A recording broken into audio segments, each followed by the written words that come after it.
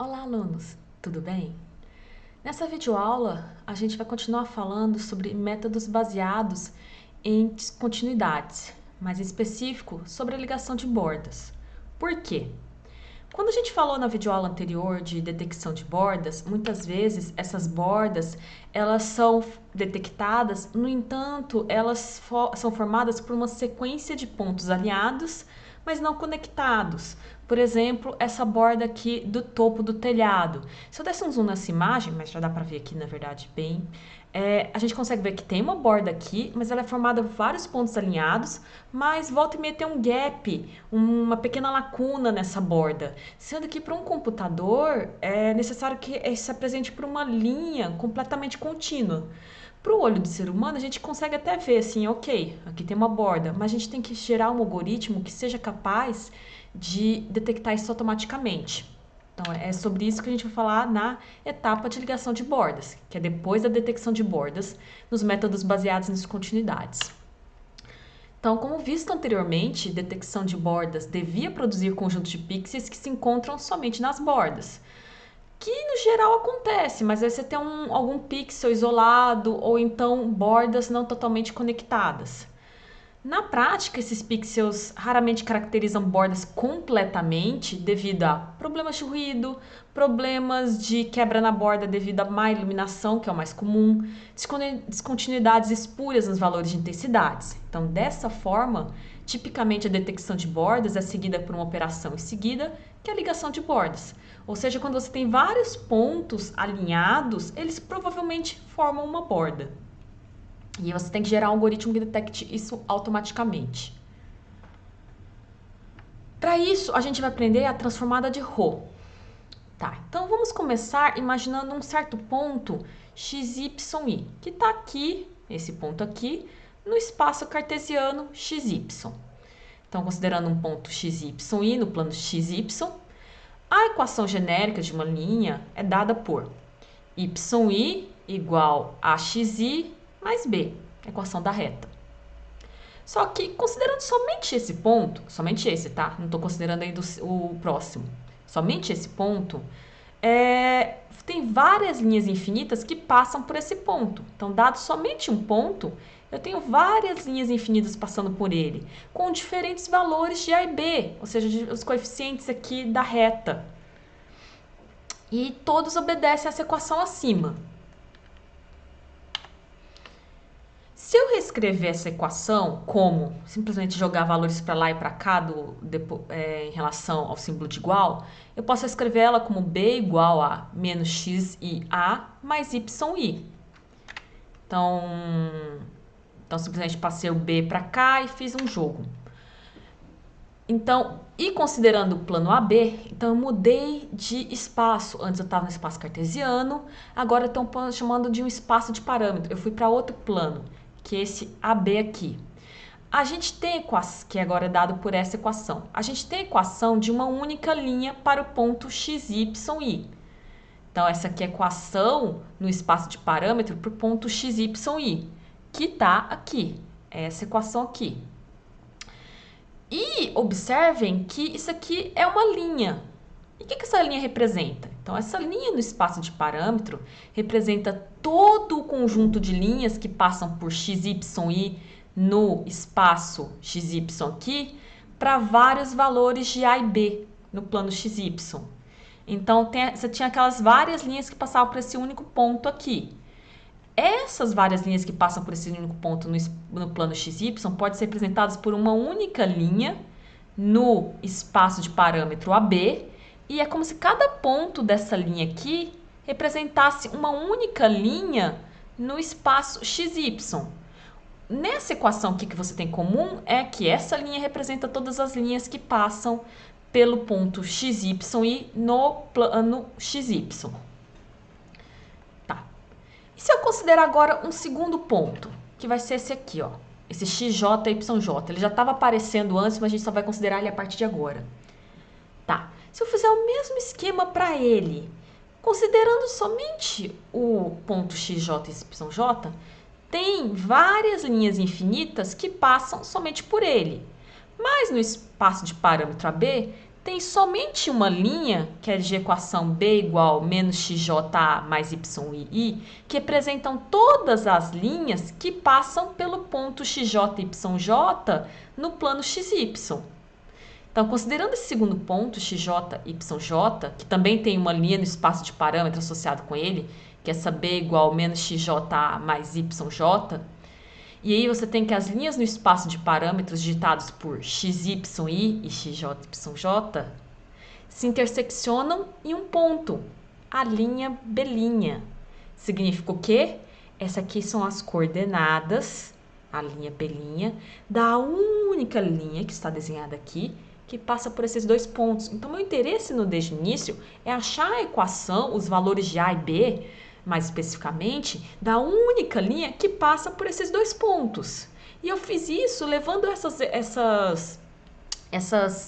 esses pontos para o espaço de parâmetro. Você calcula a equação desses pontos no espaço de parâmetro, eles vão se interseccionar em uma posição que vai ser as coordenadas de A' e B' da reta que passa por esses dois pontos no plano XY. Então, as linhas no espaço de parâmetro digitadas por XY e XJYJ se interseccionam em algum ponto, nesse caso que estou chamando aqui de A' e B', e A' e B' nos dão a equação da linha no plano XY, que intersecciona tanto XY como XJYJ, que é essa linha aqui. Então, conseguimos a equação da reta, preenchemos ela. Então, você volta lá na equação da reta, e aí você vai estar YI igual, por exemplo, Y, na verdade, igual a o A' vezes X mais B', sendo que o A' e B' é essa intersecção que você descobriu aqui no espaço de parâmetro. Tá. Só que tem um porém. Qual que é o problema? O problema desse cálculo que eu estava falando até agora, que chama cálculo de intersecção no plano AB, é que A, que é a inclinação da reta, também chamado de coeficiente angular, ele tende ao infinito à medida que a linha se torna vertical. Então, essa equação aqui, o A tende ao infinito quando a linha se torna vertical. Qual que é o problema? Lembrando que isso aqui a gente está usando no contexto de bordas. E o que mais... É bem comum você ter bordas que são linhas na vertical. Então, não funciona para linhas na vertical. Então, a gente tem que arrumar alguma coisa que funcione para linhas na vertical. A gente vai fazer um esquema similar, mas em vez de usar o espaço de parâmetro AB, a gente vai usar outro espaço, que é o da representação normal. Então, uma solução para esse problema é usar a representação normal de uma linha, que é x vezes cosseno θ mais y vezes seno θ igual a ρ. Isso aqui é a letra grega ρ. Tá, então imagina essa linha aqui que é a intersecção dada a única linha que passa pelos pontos x, y, i, xj, yj. Tá, um jeito de descrever ela é através de θ e ρ. Quem que é ρ? É a distância da linha até a origem do sistema. Então, é a distância da linha até a origem do sistema. E quem que é o ρ aqui? Quem que é o θ aqui? É esse ângulo de inclinação aqui. E observem que quando você tiver θ igual a 90 graus, o que você tem? Uma linha vertical. E o ρ ali ajusta a posição dela. Então, você pode ter linhas verticais nessa solução, o que já torna ela melhor do que a solução que a gente estava tendo antes, que era a equação da reta padrão. Tá. Então, em vez de ter os valores A e B, que eram meus parâmetros antes da equação da reta, agora tem outros parâmetros que são o ρ e o θ. Essa é a representação normal, que é dada por essa equação aqui. Então, a figura 13A ilustra essa interpretação geométrica dos parâmetros ρ e θ, que é essa imagem aqui que eu estava focando até agora.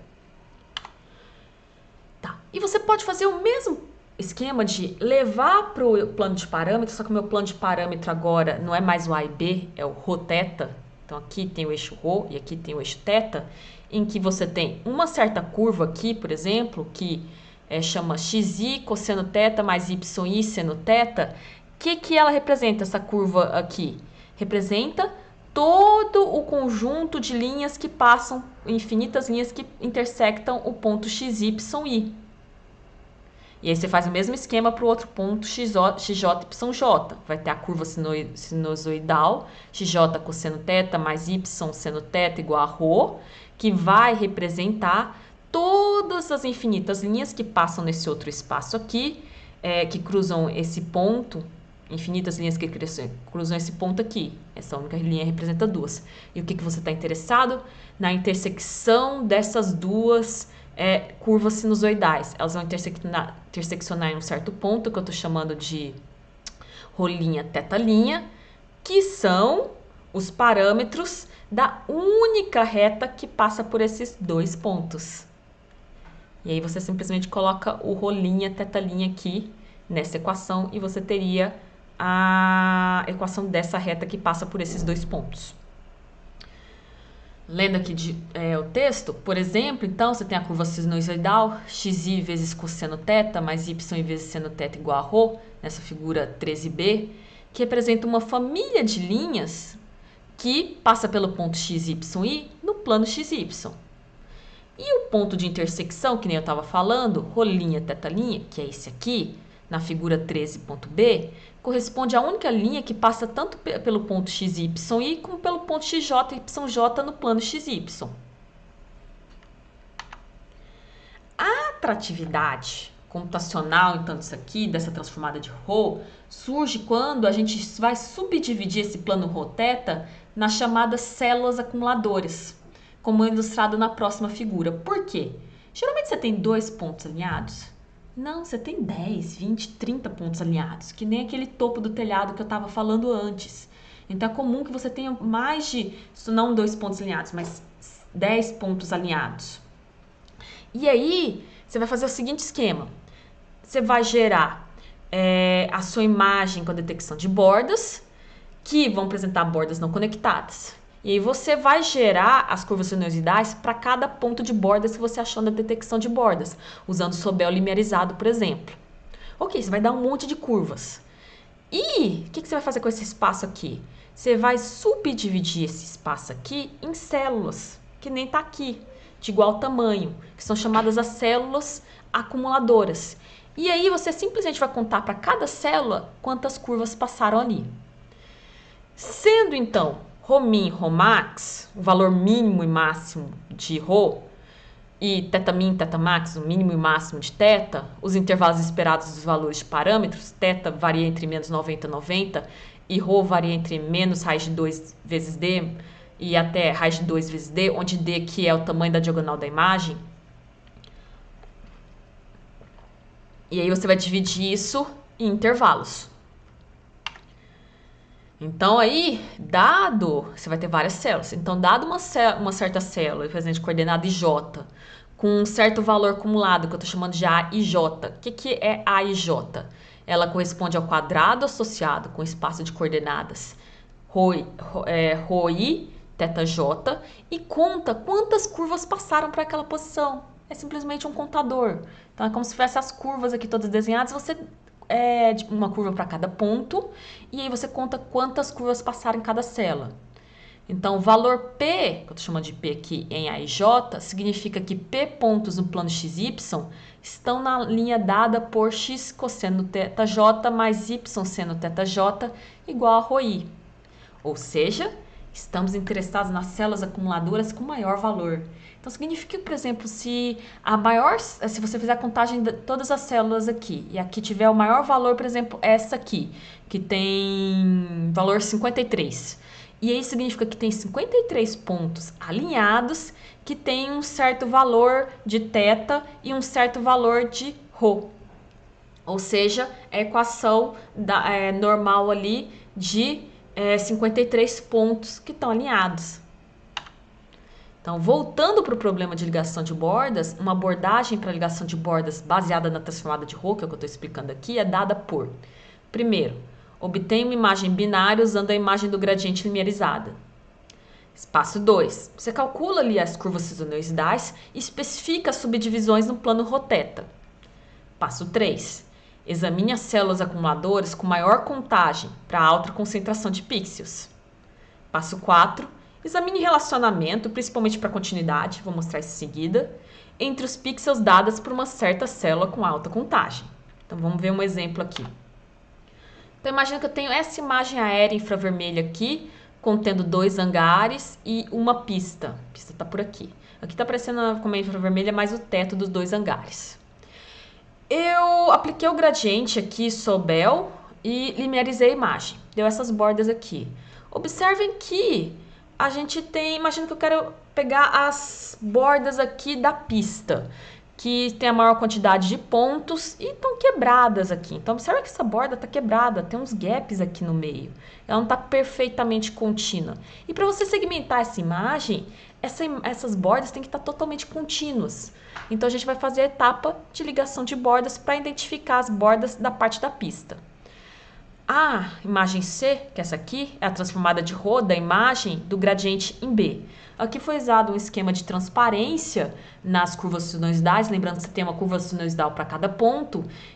Por que foi usado um esquema de transparência? Porque aí dá para ver os pontos onde passa a maior quantidade, por exemplo, esse aqui, fica mais visível, um esquema de visualização, fica mais visível quais são as posições que passam mais curvas, ou seja, que deve ter maior contagem de células acumuladoras. Aqui a gente tem a imagem original sobreposta em branco com um conjunto de pixels ligados, que são as 3 bordas que o livro aqui, na verdade, detectou. Base no quê? Primeira etapa. Pertencer a uma das 3 células de acumulador com maior contagem. Então, dada todas as células acumuladoras, pega o top 3. Por que top 3? Porque eu quero detectar essas 3 bordas aqui. Tá. Passo 2. Nenhuma lacuna pode ser maior do que 5 pixels. Que lacuna? Também chamado de gap. Esse gap aqui, ó. Não permitir que você pode fazer um cálculo aqui, para se for um gap maior, por exemplo, de que 5, você vai descartar os pontos aqui. Note o desaparecimento das lacunas na borda da pista. Principalmente nessa segunda borda aqui, dá para ver, por exemplo, olha essa lacuna aqui.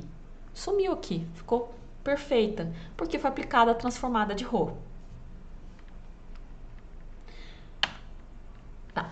Isso finaliza o método baseado em descontinuidades. Então, geralmente, depois da detecção de bordas, como as bordas se apresentam geralmente desconectadas, você tem que fazer a etapa de ligação de bordas, por exemplo, com a transformada de ρ.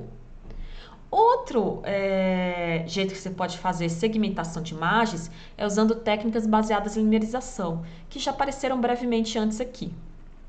Mas agora eu já vou explicar melhor sobre elas.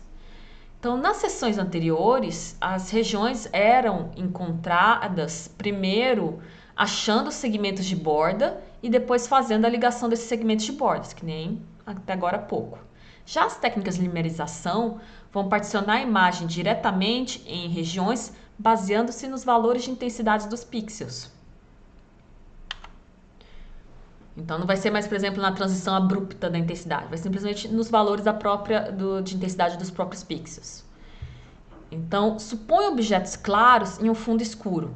Uma maneira de separá-los globalmente seria gerar uma imagem segmentada baseada na análise do histograma da imagem original, onde G de x aqui é a imagem segmentada, f de x, y é a imagem de entrada, e você tem um limiar t, que é parâmetro, que é uma constante no intervalo entre 0 e menos 1, e se basicamente um certo pixel tiver uma intensidade maior que t, você transforma ele, por exemplo, para 1, branco. E se um certo pixel tiver intensidade menor ou igual que t, você transforma ele para 0, preto. E aí você segmentou a imagem com base no limiar t em 2 regiões. Por exemplo, se você tivesse esses histogramas aqui, então, como que você escolhe esse limiar? Então, se você fizesse o histograma da imagem, se você tivesse 2 vales claros, que nem esse aqui pico aqui correspondendo a uma região mais escura, esse aqui é uma região mais clara, geralmente nos vales desses picos é um bom lugar para você colocar um limiar. Alguns histogramas podem apresentar até mais de um vale, e aí você pode usar mais de um limiar, e aí você teria 3 ifs naquela equação antes, em vez de 2. E aí você teria, em vez de 2 regiões de saída, você teria 3 regiões. Então, pode-se usar mais de um limiar, tá? Então, daqui, por exemplo, de 0 até o primeiro limiar, entre o primeiro limiar e o segundo, e depois do segundo limiar em diante.